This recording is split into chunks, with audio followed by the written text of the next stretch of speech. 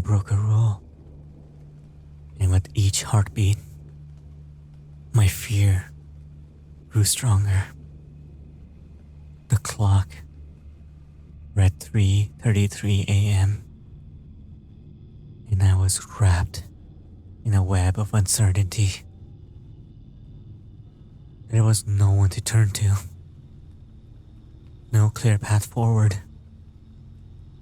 They say that facing your demons is a brave act, but a lot of times, it feels like a foolish one. Still, I couldn't ignore the gnawing feeling that I had to confront this head on. Back at Nekropolis, I parked my car near the gates, my mind racing with thoughts of what might come next. The air was thick with tension as I stepped into the cemetery once more. Perhaps they were already aware of my transgression, and now I had to face the consequences. Or maybe I could somehow bargain for a chance at peace, a twisted negotiation with the forces that held me captive. The familiar surroundings of Nekropolis loomed, both ominous and strangely welcoming. Rule number 10 echoed in my mind. If no guard arrives by 8 a.m., you are free to leave, but not before you go into the chapel, where you will find the bald man. Tell him your shift is over, but no guard has taken over yet. Once you have told him, and he acknowledges that, you are free to leave until your next shift begins. I had left the cemetery earlier than scheduled, leaving my post vacant. Could this be my lifeline? A way to connect with that man? With a mix of hope and trepidation, I entered the chapel. The door was already open, inviting me into its shadowy depths. And there he was, the man, a sentinel in this twisted realm. Silently, I approached him, his back turned back, as if he was waiting for me. The intensity of the moment pushed my heartbeat into my throat. Each step waited with uncertainty. I was ready for anything. Ready to flee, to fight. But then, as if sensing my presence, he rose from his seat, turned to face me, and his inscrutable eyes locked onto mine. A silent command passed between us, and I followed him to the door of the chapel. What choice did I have? I was drawn into his orbit. A player in the game I still don't fully understand.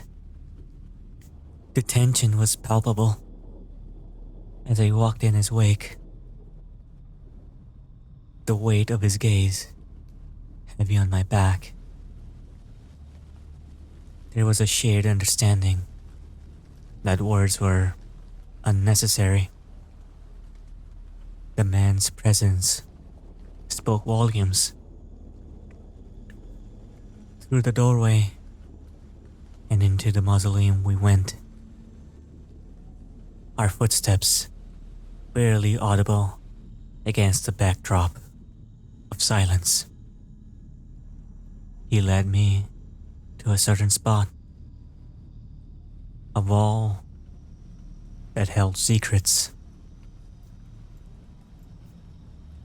With a practiced motion, he pressed a stone, revealing a hidden compartment that housed the book. The same book that taught me the wretched history behind this place. He took out a pen and began to write. The scratching of the pen on paper seemed to echo throughout the mausoleum, a sound both mundane and otherworldly. The finality of his actions weighed heavily on me.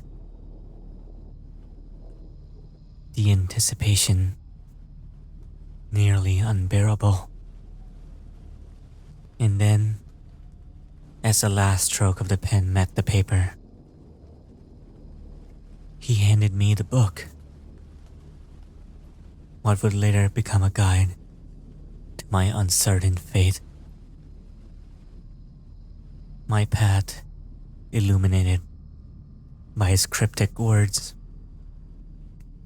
I held the book as if it were a lifeline, my fingers trembling against the papers that now held my destiny. The words written there pulled me in, unraveling the mystery that gripped Nekropolis for so long.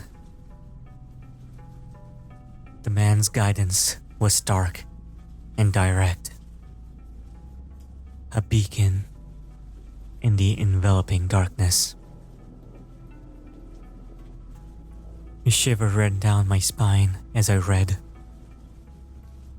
realizing that my defiance had shaken the curse's foundations. The Keeper of Souls, a malevolent entity feasting on fear and suffering, was now vulnerable. The bald man's instructions were clear. 3 objectives hidden within Nekropolis held the key to ending the curse. A ritual with the Keeper. It was a daunting task laid out before me, and yet hope glimmered in its written words. A fragile promise that the tormented souls could find their salvation, and I would be set free from this place. The man's message warned of the shadows that would conspire against me, and the Keeper's determination to thwart my efforts. Trust was a luxury I couldn't afford, and my resolve had to remain unshaken. The key he handed me felt cold in my hands, its weight a reminder of the responsibility I now carried. His final words were etched into my mind, a declaration of my irrevocable connection to the cursed Nekropolis.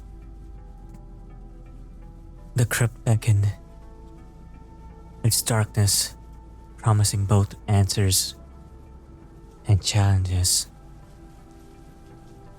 Where can I find this crypt? I asked.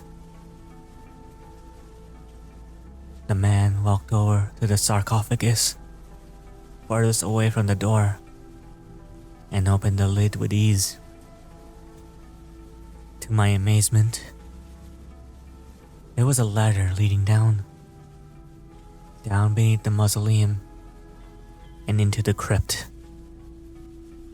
Eventually, as if sensing my hesitation, the man turned away, his figure disappearing into the outside of the mausoleum. I was left standing there, clutching the book and the key, knowing that I was now bound to a destiny that was entwined with the very fabric of Nekropolis. The bald man's writing etched into my mind as I stood before the open sarcophagus, its dark depths beckoning me. The weight of the book and the key in my hands felt both comforting and ominous. I knew there was no turning back now. I had chosen to face the darkness head on, to challenge the Keeper of Souls and break the curse that had plagued Nekropolis for so long. With determined breath, I took a step forward and descended the ladder into the crypt. After a long descent, I was greeted by a metal door with enchanting carvings carved onto it. I used the key to open the gate. Beyond it, the air was damp and musty. The walls lined with ancient stone shelves holding ornate coffins. Dim torchlight flickered, casting eerie shadows that danced across the walls.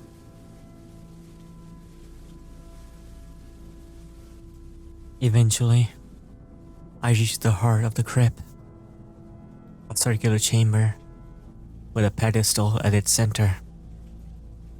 It held an object that seemed out of place amidst the gloomy surroundings. A polished silver amulet,